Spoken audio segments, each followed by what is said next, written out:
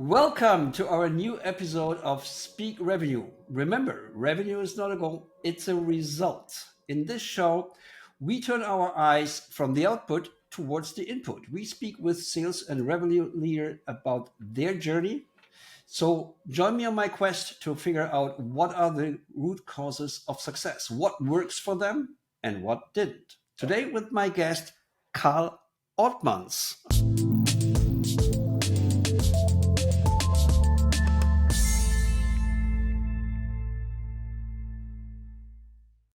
I hope I pronounced that well. Probably better than I could, Stephen. Great to have you. Karl, for our audience, real quick, you're the VP sales of Agora Pulse.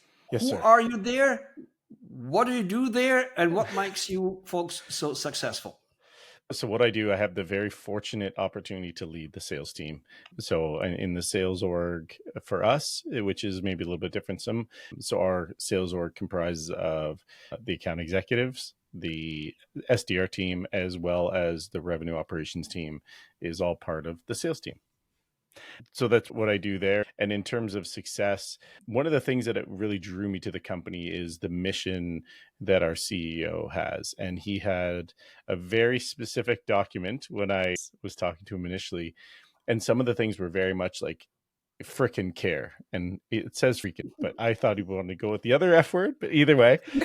But it's to the core of the company. It's woven in terms of the fabric of what the company does. So when he talks about like really care, our customer base, if there's an issue, it's all hands on deck, and it is, we want to solve it. So really, really impressive when you start to look at our customers CSAT and getting awards for how our customer success is. So I would say maybe that's maybe brought into the success of the company. Yeah, so your success derives from being obsessed with the success of your customers. I love this. Yeah, it's very much customer obsessed, and also own it. So that's one of the mentalities of the company is own it. So if there's a problem, own the solution. How can you make it better? What can you be doing? And those two combinations together make for a really dangerous experience with customers, because if something's up, it's people take it almost personal to make sure we solve it. That's fantastic. For our listeners, maybe not everybody is familiar with your product. What does your product do? Whose problem is it solving? And what is the problem that it's solving? So we're a social media marketing platform. So some of the people in the space that you might have heard of, companies like Hootsuite or Sprout Social, are examples of customers in our space. The biggest thing we're trying to solve is that when you look at social media today, I don't want to say it's a black box, but it's the thing that people go to. And when you start to look at what the social profiles, I actually was doing a talk on this yesterday, a presentation, and it's something 96% of companies use social media as their marketing. And so how do you pull that together? And there was 150 million additional profiles created last year alone. And that continues to compound and scale and grow. So one of the things we're trying to do is control the chaos, probably the best way to say it, bring everything into one inbox and allow you to monetize what you're actually doing. So when you create a post, how can you make sure that it's tied back to a campaign without doing many, many steps? And we're really trying to simplify what your social media needs are and allow you to generate an ROI from it, because you can say, hey, we created this post, there was this call to action, it translated into X dollars, and that all flows through our platform. Oh, so you do the attribution as well on social media? Yeah. Oh, And we call that the okay. social media ROI.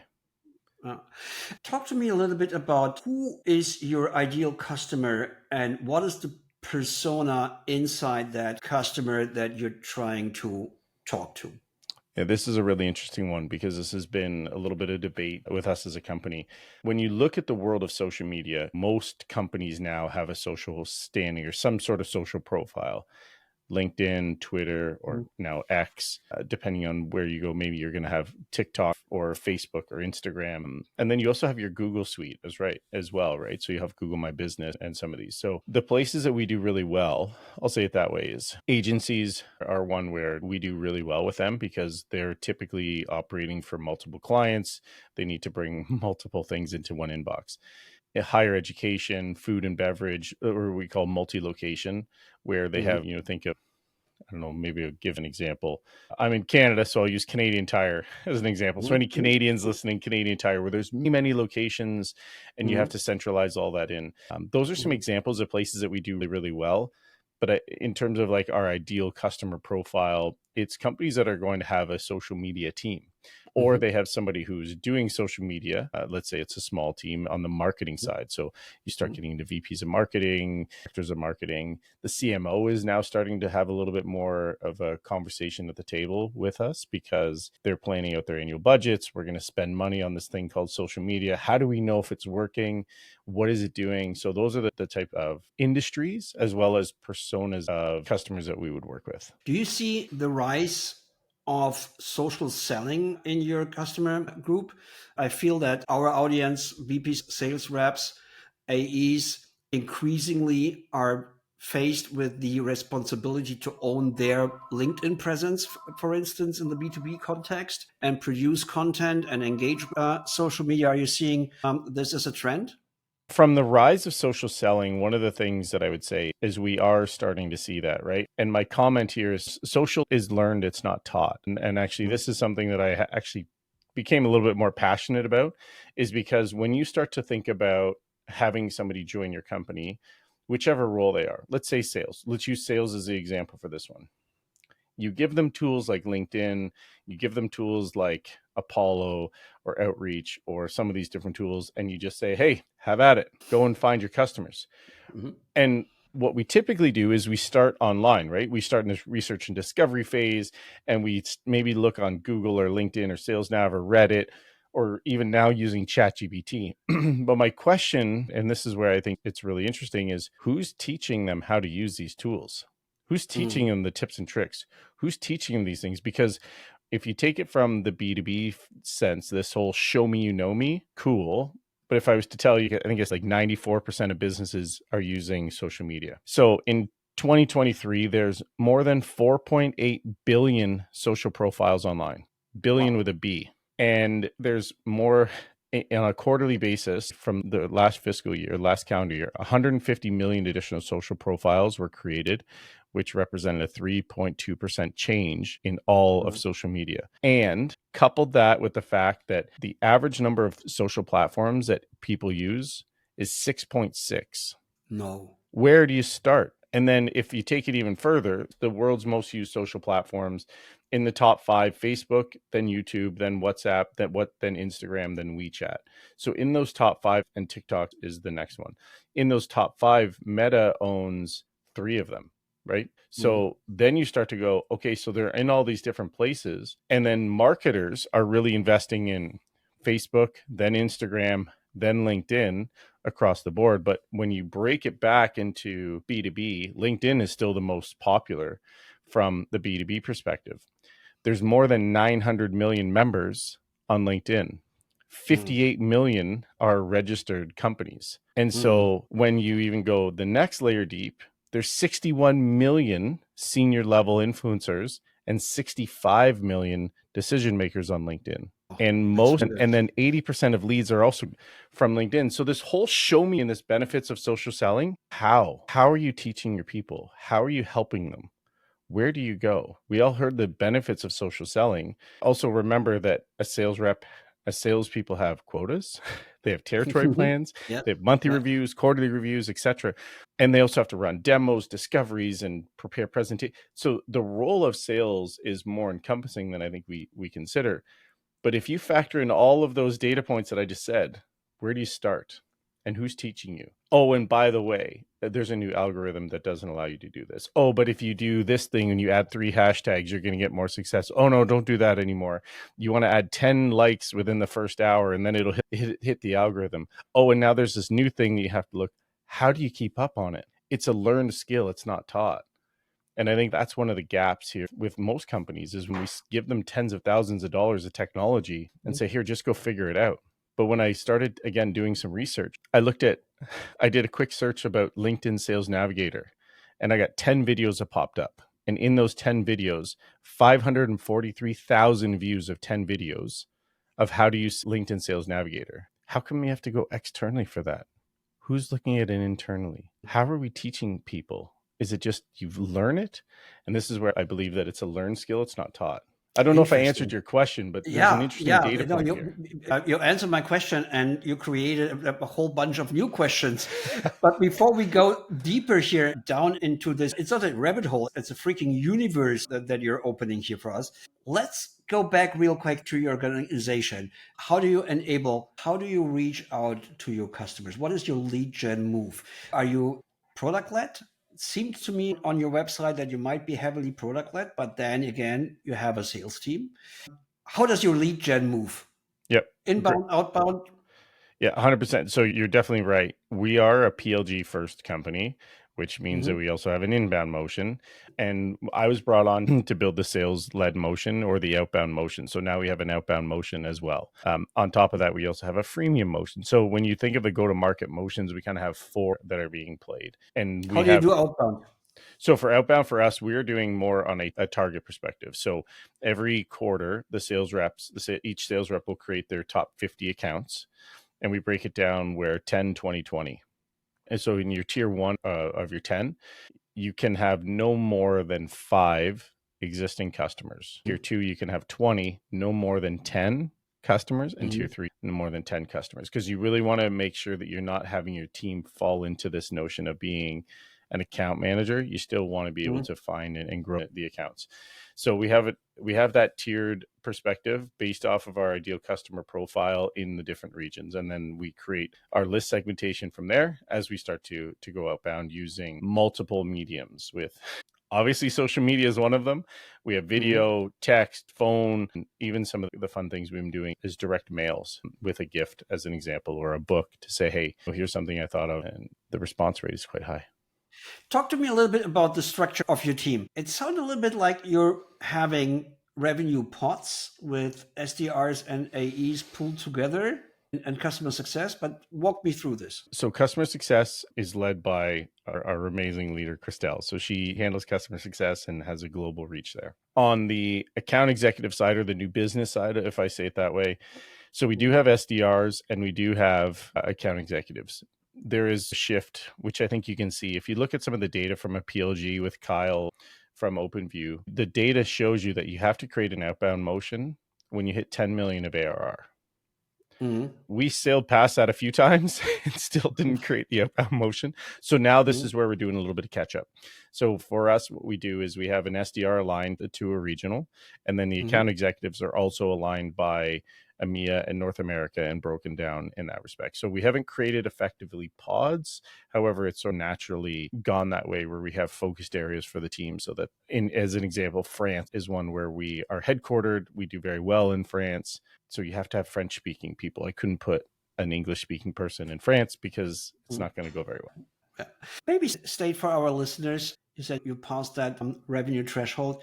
How big is the company in terms of headcount and how big is it in terms of annual recurring revenue?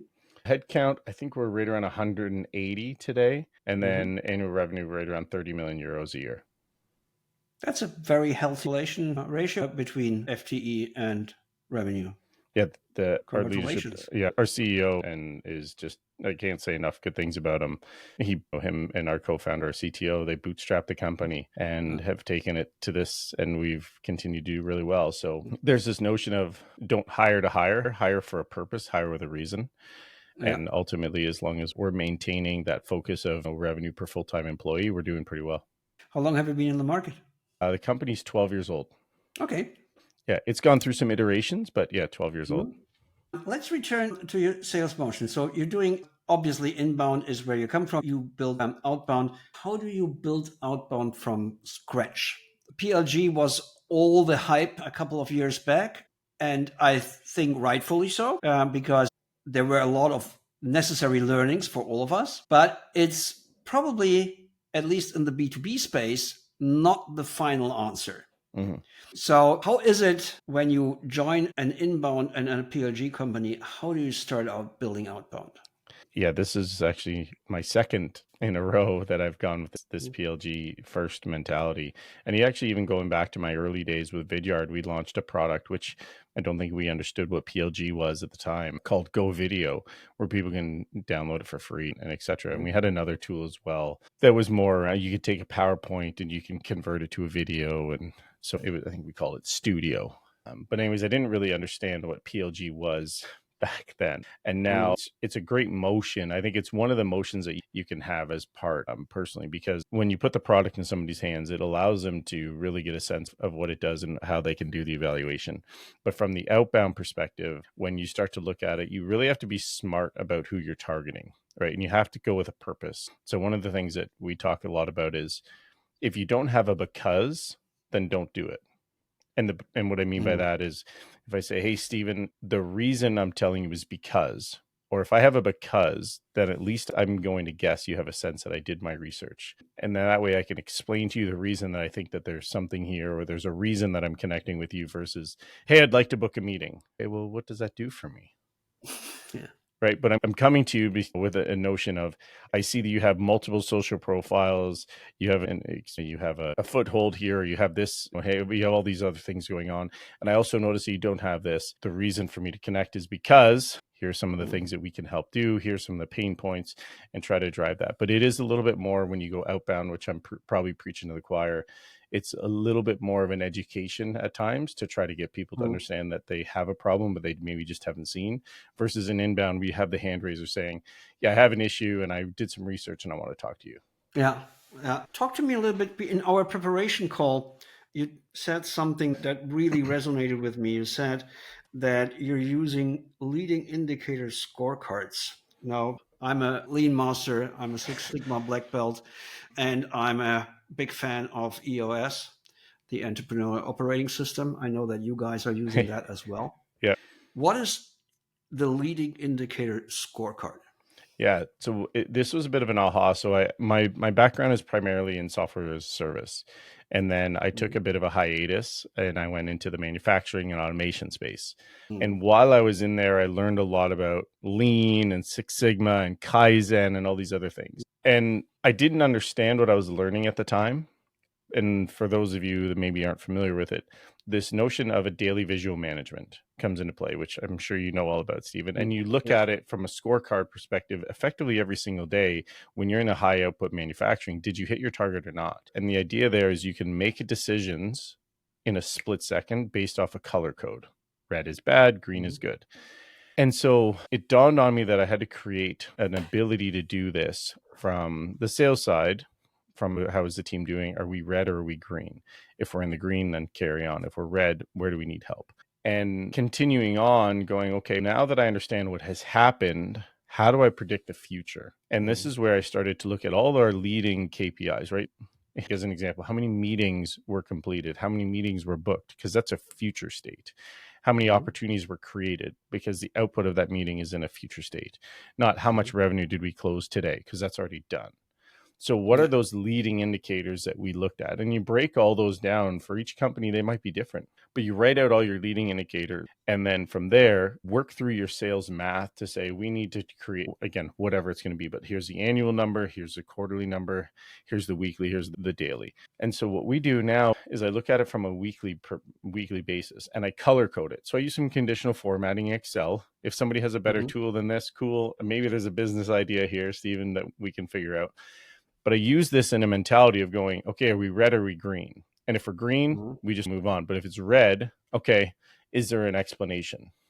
If we're red 2 times in a row, then we have to do an inspection. If it's red 3 times in a row, then something's broken. We have to fix something and we have to go all hands on deck. So that's allowed us to look at the business a little bit differently to say, are we going to be good for next quarter, next month? What does it look like? And your sales cycles will typically determine. So that's been something for me personally that I stole from the automation space. But it's a success leaves clues, right? The automation space and Kaizen and all those, it's been very successful. And now translating that here, it's been an eye opener for a lot of us. Super interesting. What are the metrics that you visualize that way? You said number of meetings. What else is on the chart, if you can share that? Yeah, we're looking at things like activities, calls completed, demos, opportunities created as well from Mhm. multiple sources. So those are some of the main ones that we're looking at from that perspective. We're also looking at it now, looking to include it on the marketing side to see what are those leading indicators that if something is off the rails, going to affect us in the future. So we're actually building that with our marketing team now as well. Another thing that you said and that stuck with me was revenue is a team sport. And you brought up, and that's not always the case when I talk to a VP sales, you brought up customer success. And not only did you mention them, but you also mentioned how well they're doing and how that is measured. And you brought up marketing multiple times. You said revenue is a team sport. Explain it. Yeah, I firmly believe that if you have a healthy and happy customer base, I use this imagery of, actually the Leaning Tower of Pisa is a really good one, or a skyscraper. It doesn't matter how big your skyscraper you want to build. If your foundation is not strong, you're never going to build on top of it. So that's my mentality of a revenue team. And the reason I'm saying that is because if we close the right customer, and I say close, if we partner, maybe that's a better way to say it. If we partner with Mhm. the right customer, who trusts us to give us their money, that are going to sign Mhm. with us for a term, they become a happy customer. They stay with us for multiple years. That allows you to build your business because there's a predictability as part of it. In order to do that, though, you need to have a really good product. So product is Mhm. involved. Hey, making sure that you're able to, our head of product and I talk regularly about here's what's happening. Hey, we maybe didn't win this opportunity because of these situations, or we didn't do this, or hey, we're going to go in a new ICP and these are some of the requirements. How much would that be? So product is very much involved in that. You also need to make sure that your CS team is involved as well, because you don't want to close a customer. You want to partner and you want to work with the right customer, because again, everybody likes to buy things. Nobody likes to be sold to, right?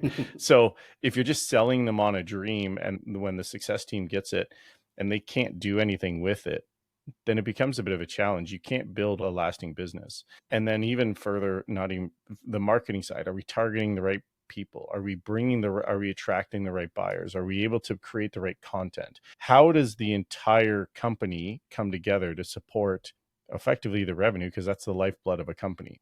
And Yes. it's not all on sales, right? Sales doesn't create demand. Sales can help influence. Mhm. We need marketing to support. Sales can't change the product, but marketing can, or product can. And they can say, hey, Mhm. by the way, I saw from lost opportunities, there's a hole in the market. We can do these things. Then you start to get into technology and like really looking at the future state. So to me, it's everybody has to come together to understand what it is, because if it's just finger pointing on sales, yeah, sure, sales owns the output of the number. But again, there's a difference between bookings and revenue. Sales team's Mhm. booking. When do we Mhm. accept the money as Yeah. revenue?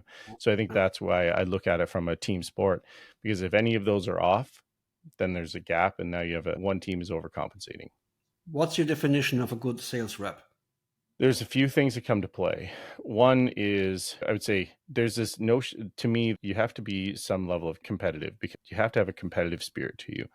I want to make sure that I do the right things. You have to have some empathy, and you have to understand and have an empathy to it to understand what the customer's going through. It's harder to buy technology today than I think ever.